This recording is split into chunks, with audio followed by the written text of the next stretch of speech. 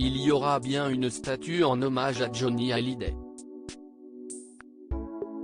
3 ans et demi après la mort de l'idole des jeunes, ses fans vont pouvoir l'honorer de la plus belle des manières.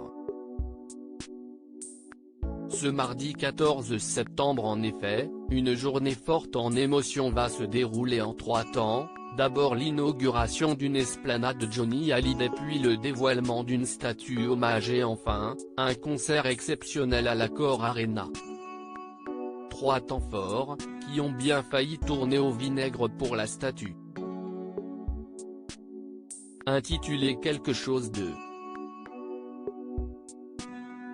et créée par Bertrand Lavier, elle représente une moto et une Harley Davidson, deux passions de Johnny Hallyday. Mais il y a quelques mois, de fervents détracteurs avaient voulu empêcher sa mise en place.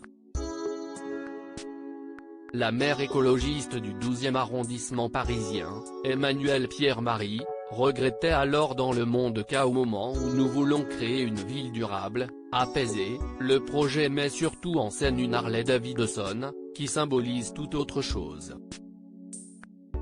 J'appréhende un peu les hommages pétaradants que ce monument risque de susciter, ajoutait l'élu. Quelques jours plus tard, le Conseil de Paris avait finalement approuvé l'installation à Bercy de cette statue polémique.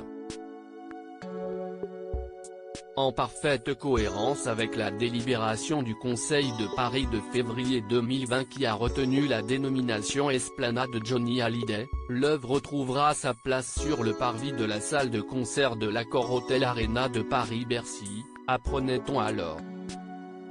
De passage sur le plateau de Quotidien à la veille de l'inauguration, Laetitia Hallyday s'est amusée de la polémique.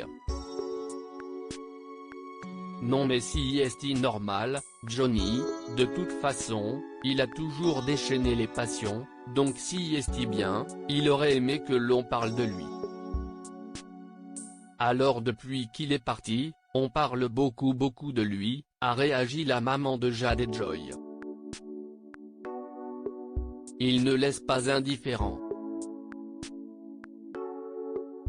Ça fait partie de lui. Non mais la moto est complètement désossée, il n'y a plus rien, il n'y a plus de moteur. Elle ne va pas polluer.